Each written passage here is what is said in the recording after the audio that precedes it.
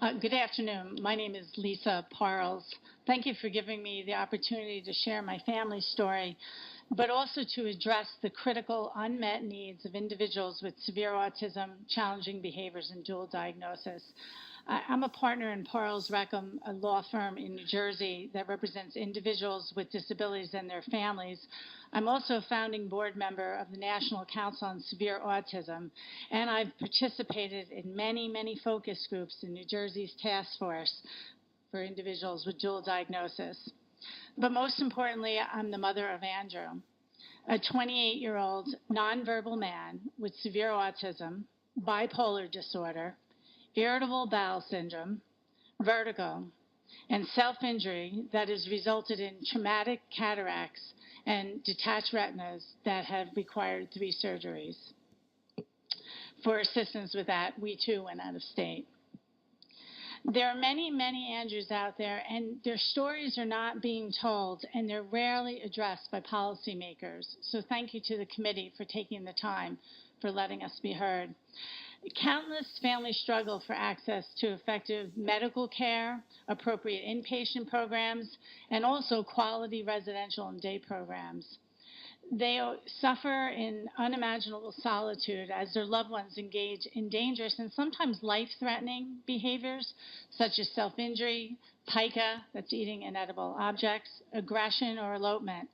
In my law practice and in my work on a national level, I've met families whose loved ones have ingested batteries, jumped from moving cars, eaten surgical dressings, and even extracted their own teeth. Now, turning back to Andrew, when he was diagnosed in '93, we were very fortunate. He participated in an intensive ABA research study, and he really blossomed. He began to speak single words and short phrases, and his receptive language strengthens as we painstakingly taught things to him step by step. He even spent some time in a typical preschool. From age 7 to 19, he attended Alpine Learning Group, which is a premier autism school. And with data-based ABA teaching, he learned many, many things, like riding his bike, tying his shoes, using a microwave, volunteering, and even playing Uno with his brother.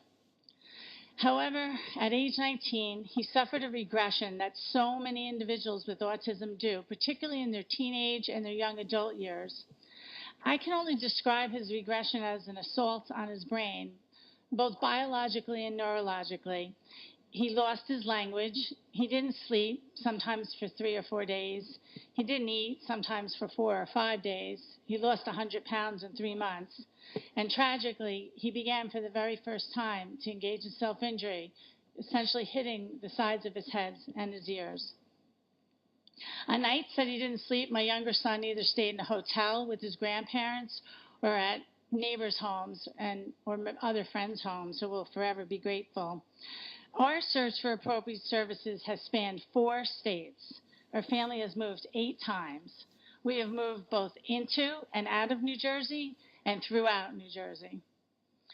Researchers have found that families with family members that suffer from multiple diagnoses, challenging behavior, and complex medical needs, they experience isolation, exhaustion, safety concerns, and honestly, the real fear of injury and death.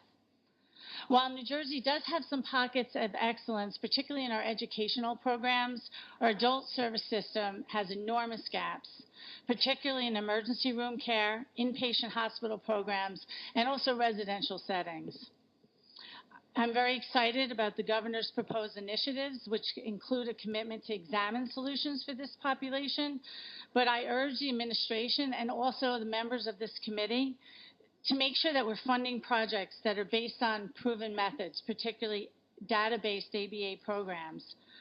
I also urge decision makers to make sure that we're including knowledgeable resources such as Autism New Jersey, the Rutgers Graduate School of Applied and Professional Psychology, the clinicians running Elwyn's Intensive Behavioral Residential Program, and the New Jersey Housing Think Tank for High Need Autism, and most importantly, parents, who too frequently are not part of the discussion on solutions.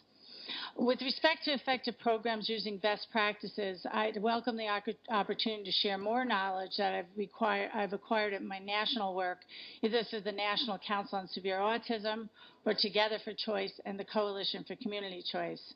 I've included some written materials for the committee and can make additional information available also to the committee and policymakers. So together we can take action on behalf of New Jersey's, honestly, our most vulnerable citizens. There's many recommendations that you've heard today, and I think many more if we had the time, but I think the 4 areas that we've identified through years of study is one, which you've heard over and over, creating neurobehavioral units such as Kennedy Krieger, but also the Maine Medical Center Research Institute. The director of that program, Dr. Matthew Segrove, wrote the recommendations that we've included from the National Council. We need to fund medical practice groups and emergency departments with expertise in treating and assessing complex behaviors. The Hospital Association talked about individuals being admitted for the social reasons and staying there for months. That is true. I've had patients in state psychiatric hospitals just waiting for residential programs. But many parents will tell stories where they're not admitted. In fact, they're just asked to leave and told, we can't help you, or it's just the autism. Some who go home and later discover that they've had detached retinas, fractured, abscessed dental treatment needed. Third suggestion, let's build alternative residential models, including campus-based programs. We have to replace this traditional problematic standalone 4-person group home that is often not the solution for this population that really needs a team. And most importantly, we have to support database day and residential programs that include a team of medical professionals, board-certified behavior analysts with experience with this population, and intensive staffing, and most importantly, funding beyond the current tier system, giving DDD the ability to, in some circumstances, add more to an individual's budget. Thank you.